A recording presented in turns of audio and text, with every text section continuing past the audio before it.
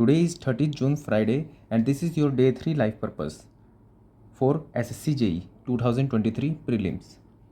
इस वीडियो के एंड में आपने जो भी मुझसे डाउट्स पूछे थे इस DGP प्रोग्राम के बारे में, डेली गाइडेंस प्रोग्राम के बारे में, उन सब के आंसर्स में भी मैं दूंगा।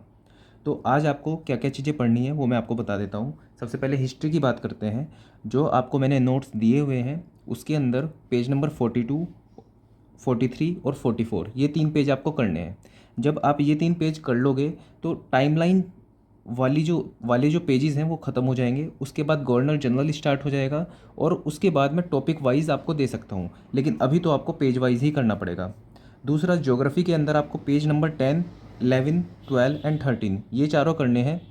ये करने के बाद आपको एक लगभग अर्थ के बारे में थोड़ा सा नॉलेज हो जाएगी, क्योंकि 1 से लेकर 13 पेज तक लगभग अर्थ के बारे में थोड़ा सा बताया गया है। ओशंस के बारे में, लॉन्गिट्यूड लैटिट्यूड्स के बारे में, ये जो लाइंस होती हैं इक्वेटर की, Tropic of Cancer, Tropic of Capricorn, तो ये सब के बारे में आपको थोड़ी नॉलेज हो जाएगी पेज नंबर 1 से 13 तक करने तक।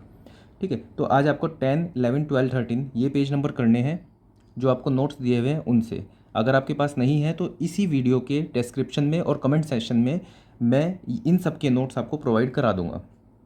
उसके बाद पॉलिटी के अंदर आपको फंडामेंटल राइट्स करने हैं।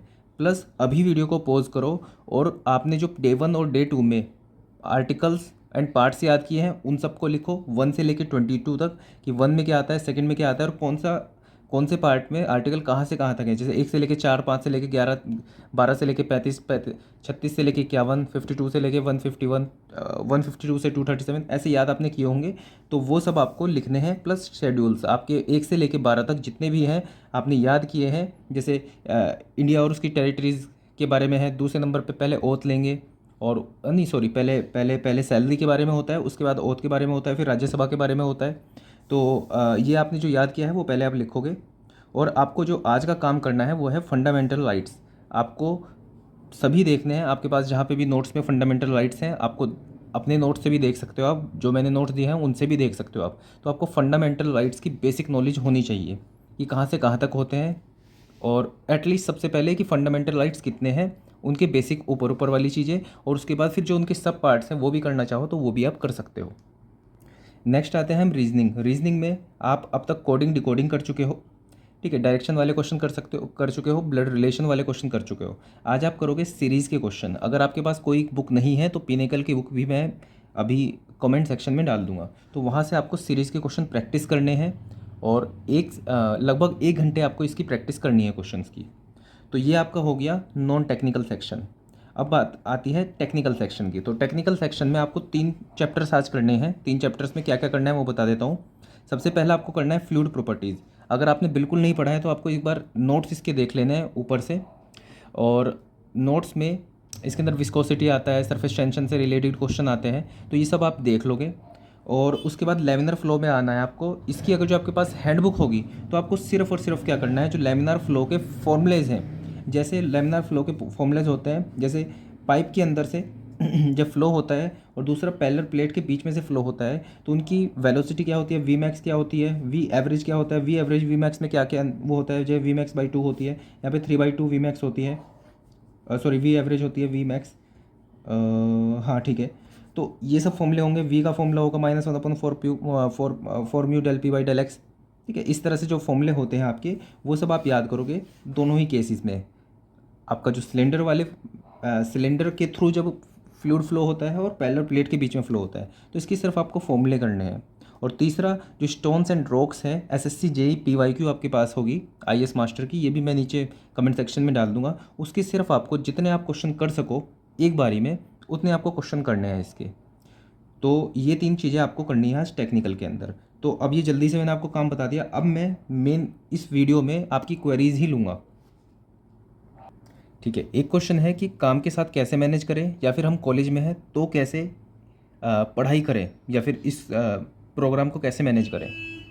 तो इसके लिए सबसे बेसिक सी चीज़ ये है कि पहले आप अपना रूटीन देखो, कि आप जब जॉब जाते हो, जॉब से वापस आते हो, ये सब चीज़ें एनालाइज करो, और उसके बाद ये डिसाइड करो कि आप सभी चीज़ें निकालने के बाद सोना, खाना, नहाना, या फिर जो भी आप बेसिक एक्टिविटीज़ करते हो, कि वो करने के बाद आपका कितना टाइम बच रहा है, या फिर जितना टाइम आप पढ़ाई को दे सकते हो वो आप टाइम पहले निकाल के लाओ कि कितना टाइम है एग्जैक्टली। ठीक है। तो मान लो वो टाइम आता है 5 घंटे, कि 5 घंटे मैं पढ़ाई को दे सकता हूँ, ठीक है। उसमें से 1 घंटा माइनस कर लो, 4 घंटे मान के चलो। अब आज के बाद से अगर आपका 4 घंटे आया है, तो आज के बाद से जब तक एग्ज़ाम है या फिर जब तक आप अपनी अपनी सक्सेस अचीव ना कर लो जो आप चाहते हो, तब तक की 4 घंटे की कंसिस्टेंसी आपकी होनी चाहिए। चाहे वो 1 साल बाद का पेपर हो या 6 महीने के बाद का पेपर हो या 1 महीने बाद का पेपर हो। अगर आप ये सोचोगे कि 4 घंटे में कुछ नहीं होगा, तो सबसे पहली बात तो यह है कि 5 घंटे से ऊपर तो आप वैसे भी नहीं दे सकते, या तो जॉब क्विट करोगे। तो बेसिक चीज़ तो ये है कि जब 5 घंटे से आप ज़्यादा दे ही नहीं सकते, तो उसके बारे में मत सोचो कि मुझे 10 घंटे पढ़ना चाहिए, लेकिन 4 घंटे में क्या होगा, बहुत कुछ हो जाता है। लेकिन अगर जो नहीं पढ़ोगे तो तब तो कुछ भी नहीं होगा। तो अभी ये 4 घंटे का ही इस्तेमाल अच्छे से करो, और आज से एक एक कमिटमेंट लो अपने आप से कि ये 4 घंटे तो मुझे डेली पढ़ाई करनी है। सबसे पहला कमिटमेंट तो ये होगा कि 4 घंटे डेली पढ़ाई करनी है। और उसके बाद आप जो जो भी एग्ज़ाम की प्रिपरेशन कर रहे हो उसका सिलेबस देखो, और देखो किस उसमें कितना पार्ट किस चीज़ का पूछा जा रहा है। जैसे टेक्निकल पार्ट लगभग 60 से 70% तक की वेटेज तो इसकी होती है। तो इस 4 घंटे में से 3 घंटे, प्योर 3 घंटे आपको टेक्निकल को ही दे देने हैं, और बाकी का बचा हुआ 1 घंटा आप बाकी सब में दे सकते हो। अब जैसे आप अगर जो एसएससी जेई की ही बात करो, तो इसके अंदर प्योर 3 घंटे आपको टेक्निकल में ही दे देने हैं, और बाकी का जो बचा हुआ 1 घंटा है, इसमें आधा घंटा और आधा घंटा रीजनिंग को दे दो, आधा घंटा जीएस को दे दो। अब जैसे मैं आपको ये काम दे रहा हूँ, तो आधे घंटे में आप जितना काम कर पाओ बस उतना कर लो, इसको ऊपर ऊपर से देख लो बस। अब इसमें आपको ये नहीं सोचना है कि आधे घंटे में तो मेरा क्या क्या कर लूँगा मैं। आप 3 महीने तक अगर जो इतना भी करोगे उसमें भी सिलेक्शन हो जाएगा।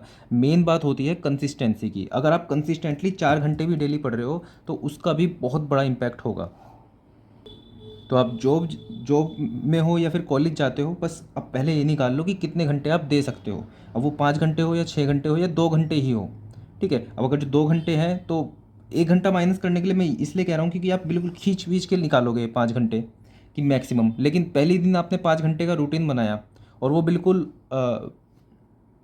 कंस्ट्रिक्ट रूटीन हुआ, तो ऐसा होगा कि आप 5 घंटे नहीं पढ़ पाओगे। और जब पहले दिन रूटीन बनाने के बाद वो फॉलो नहीं होता है, तो हम फिर डिमोटिवेटेड हो जाते हैं और फिर वो नहीं कर पाते काम। इसलिए थोड़ा सा फ्लेक्सिबल रखना अपने आप को, 1 घंटे कम ही मान के चलना, और फिर उसको कंटिन्यू करना आगे तक। एक क्वेश्चन ये है कि एसएससी जेई, यूकेपीएससी जेई, एई और ये सब एग्ज़ाम की तैयारी एक साथ कैसे करें, इन सब पे फोकस एक साथ कैसे करें। तो चलो इसके लिए मैं एग्जांपल ले लेता हूँ। एक बिल्कुल डाइवर्स हैं तीनों के तीनों एग्ज़ाम, गेट, ईएससी और एसएससी, कि इन तीनों की तैयारी एक साथ कैसे करें। क्योंकि ये मैंने तीनों एग्ज़ाम इसलिए लिए हैं कि तीनों अपने आप से बिल्कुल अलग हैं, एक दूसरे से बिल्कुल अलग हैं।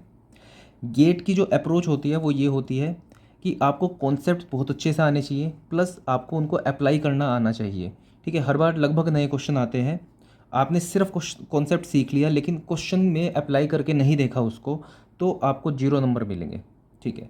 ईएससी क्या है, ईएससी थोड़ा नॉलेज का गेम है, और काफ़ी ये प्रैक्टिस का भी गेम है, कि अगर जो आपने पीवाईक्यू भी बहुत अच्छे से किए हैं तब भी आप ईएससी का प्री क्वालिफाई कर लोगे, ठीक है। मेंस के लिए तो प्योर प्रैक्टिस चाहिए होती है, तो मैं सिर्फ प्री की बात कर रहा हूँ। एसएससी क्या है, एसएससी का तो मैं आपको करवा ही रहा हूँ।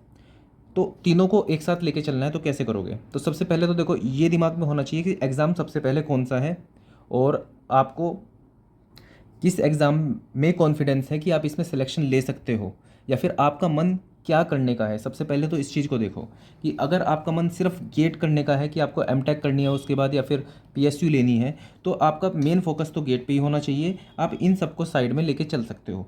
लेकिन अगर आप डिसाइडेड ही नहीं हो, आपको ये है कि हाँ किसी में भी हो जाए सिलेक्शन, तो सबसे पहले देखना है कि सबसे पहले एग्ज़ाम कौन सा आ रहा है, तो उसके हिसाब से ही चलना पड़ेगा आपको। तो अब सबसे इजी पार्ट ये है कि हर एक में टेक्निकल ही है जो सबसे ज़्यादा पूछा जाता है। तो पहली जो आपकी यहीं पे रिजॉल्व हो गई है कि अगर आप टेक्निकल को बहुत अच्छे से पढ़ोगे। अब इस चीज़ को दिमाग से बिल्कुल निकाल दो कि टेक्निकल अगर जो है वो एसएससी के लिए अलग है, ईएससी के लिए अलग है, गेट के अलग है, ऐसा कुछ भी नहीं है। टेक्निकल आपको डेप्थ में इन डेप्थ पढ़ना ही पड़ेगा पूरा। हाँ, अगर आप गेट की और ईएससी की तैयारी करोगे या फिर किसी भी एग्ज़ाम की तैयारी करोगे, देखो टेक्निकल क्या है कि आपको जो नोट्स आपके पास हैं उसको थोरोली आपको पढ़ना पड़ेगा। अब जब आप एग्ज़ाम की बात करोगे कि मुझे गेट के लिए जाना है या एसएससी के लिए, तो नोट्स पढ़ने के बाद आप क्वेश्चन जिस भी एग्ज़ाम की प्रैक्टिस मतलब जो भी एग्ज़ाम है उसी के आप क्वेश्चन की प्रैक्टिस करोगे तो वो स्पेसिफिक हो गया उस एग्ज़ाम के लिए। मतलब नोट्स आपको गेट के लिए भी पढ़ने पड़ेंगे, ईएससी के लिए भी, एसएससी के लिए भी, और ये थोरो नोट्स होंगे। ऐसा नहीं होगा कि एसएससी के लिए आपके अलग नोट्स बनेंगे, ऐसा नहीं होता। आपको नोट्स तो पूरे ही पढ़ने पड़ेंगे, लेकिन जब आप सिर्फ एसएससी की तैयारी करोगे तो आप एसएससी के क्वेश्चंस करोगे बस उस टाइम पे। अब जब एसएससी का पेपर हो जाएगा तो वही आपको नोट्स पढ़ने हैं, वही ईएससी वाले, गेट वाले, और उसके बाद आपको ईएससी के क्वेश्चन प्रैक्टिस करने हैं। तो सिर्फ अंतर इतना सा रह जाता है, नोट्स तो आपको पढ़ने ही पड़ेंगे पूरे, बस जब आप प्रैक्टिस करोगे किसी पर्टिकुलर एग्ज़ाम के लिए तो आपको उस एग्ज़ाम के क्वेश्चन करने पड़ेंगे। तो अभी अगर आपका एसएससी का और यूके पीएससी का एग्ज़ाम एक साथ है तो आपको क्या करना है, इस तरह से आपको नोट्स तो पढ़ने ही पड़ेंगे। तो आप साथ साथ क्या कर सकते हो, एसएससी के पीवाईक्यू भी कर लो और एई एग्ज़ाम के जो पीवाईक्यू होते हैं उनको भी साथ साथ लेके चलो। अब रही बात बाकी सब जो पार्ट होते हैं, जैसे रीजनिंग हो गया इसके अंदर, तो रीजनिंग के देखो अगर आपको एसएससी निकालना है तो इसको डेली 1 घंटा पढ़ना पड़ेगा। जीएस वाला पार्ट मैंने बता ही दिया। अब जो एक्स्ट्रा पार्ट हो जाएगा इनसे अलग, जैसे आप एसएससी की तैयारी कर रहे हो और साथ में यूके पीएससी की भी तैयारी कर रहे हो तो काफ़ी सारी चीज़ें तो मैच हो गई, लेकिन इंग्लिश और हिंदी है जैसे, तो आपको इंग्लिश और हिंदी को भी इस तरह से ही डालना पड़ेगा। जैसे रीजनिंग आप 1 घंटा पढ़ रहे हो तो इंग्लिश भी 1 घंटा पढ़ लो अलग से, हिंदी भी 1 घंटा पढ़ लो। ओवरऑल मैक्सिमम टाइम आपका टेक्निकल में जाना चाहिए, भले ही कोई भी एग्ज़ाम हो। और जो भी साइड सब्जेक्ट्स हैं, इंग्लिश, हिंदी, जीएस वगैरह, उनको बस 1 घंटा डेली भी दोगे तब भी चीज़ें बात बन जाएंगी।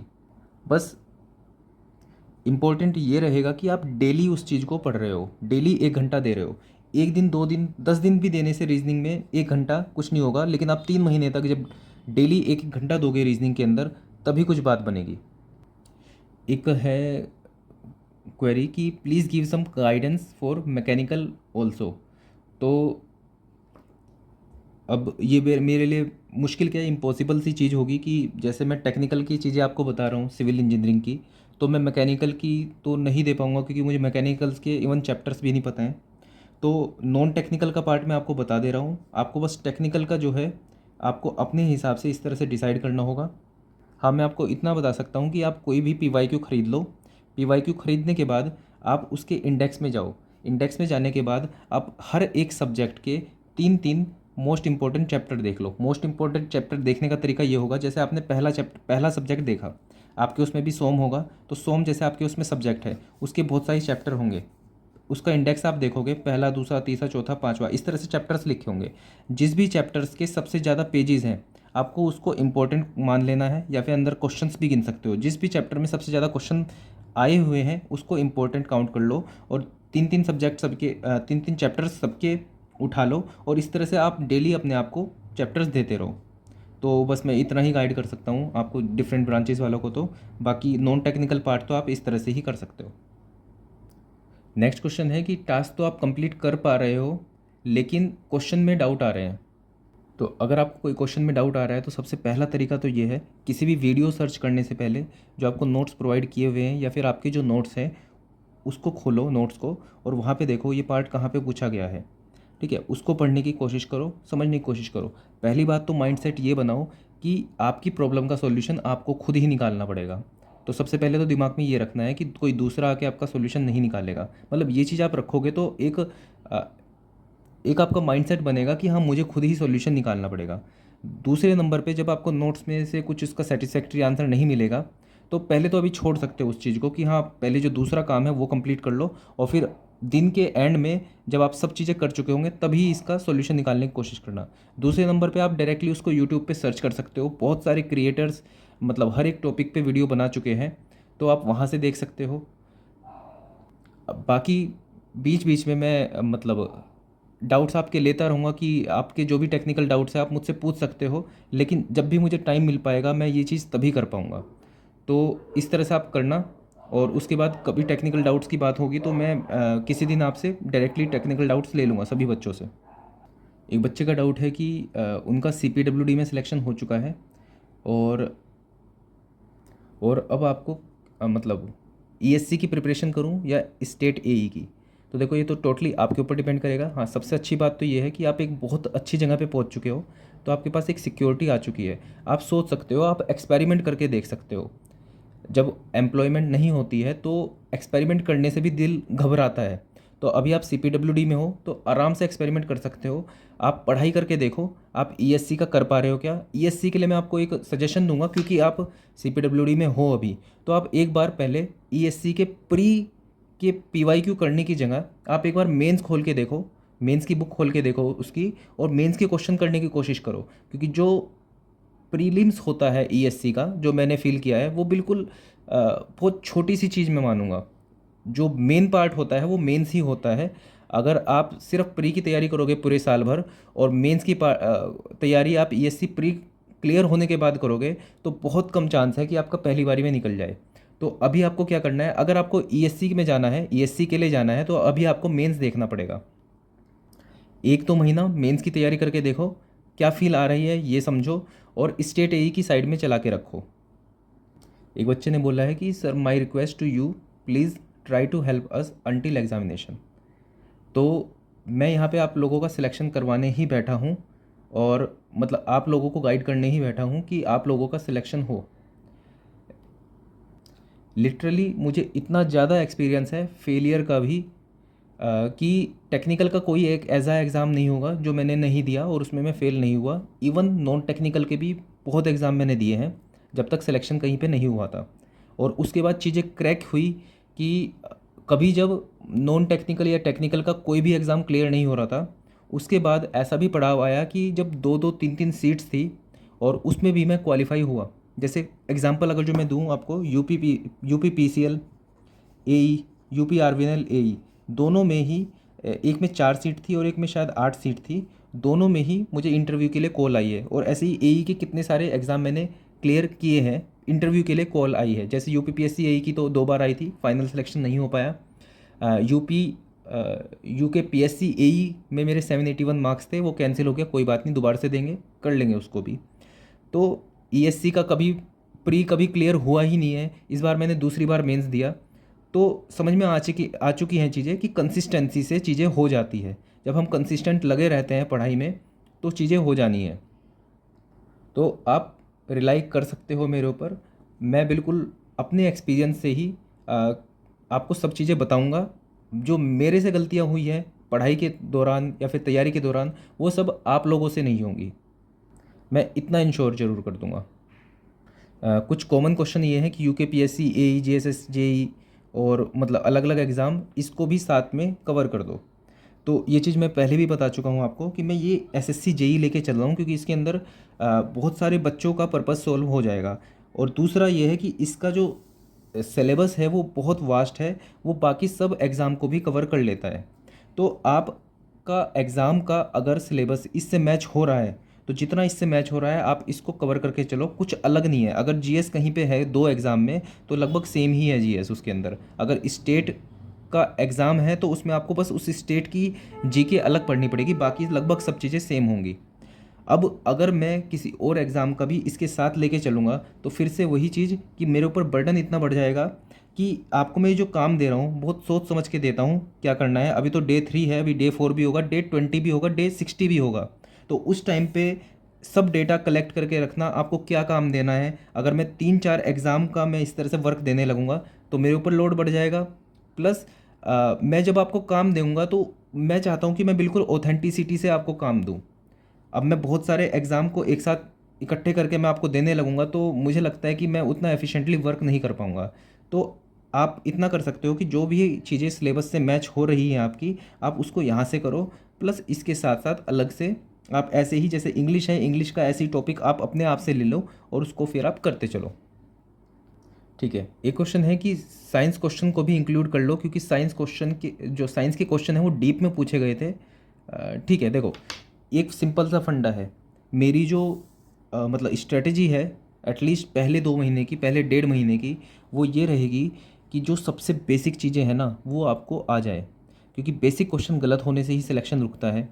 अब बहुत ज़्यादा टफ चीज़ है जो किसी को भी नहीं पता, बहुत चुनिंदा लोगों को पता है, तो उससे आपके सिलेक्शन पे कोई भी फ़र्क नहीं पड़ने वाला है। अगर आप उन चीज़ों के चक्कर में ये बेसिक चीज़ें छोड़ दोगे तो ज़रूर आपका सिलेक्शन रुक सकता है। तो सबसे पहले फोकस आपको इस चीज़ पे करना है कि जो बेसिक चीज़ें हैं वो आपको सब पता हों। अब जैसे आप साइंस की बात कर रहे हो तो साइंस में अभी इंक्लूड इसलिए नहीं करूँगा क्योंकि ये सबसे वास्ट पार्ट है, हिस्ट्री, ज्योग्राफी, पॉलिटी। इस एग्ज़ाम में, हर एक एग्ज़ाम में आपके इसके काम आएंगे और स्टैटिक पार्ट है ये कभी बदलेगा नहीं, ऐसा ही आएगा सब कुछ। साइंस आप अगर चाहते हो तो आप अलग से अभी कर सकते हो, कुछ कुछ क्वेश्चन डेली कर सकते हो। ब्लैक बुक मैंने आपको प्रोवाइड की हुई है तो उसके अंदर साइंस के क्वेश्चन है, तो डेली 10 क्वेश्चन आप कर सकते हो। बाकी मैं इस तरह से ही करवाऊंगा अभी, क्योंकि मैंने थोड़ा एक रूटीन बनाया हुआ है चीज़ों का कि आपको इस तरह से देना है। अब मैं यहाँ पे 4 चीज़ें और ऐड कर दूंगा तो आपके ऊपर बर्डन भी पड़ेगा उस चीज़ का। और देखो, सब पूरा पर्पज़ इसका ये है कि आपकी डेली पढ़ाई हो और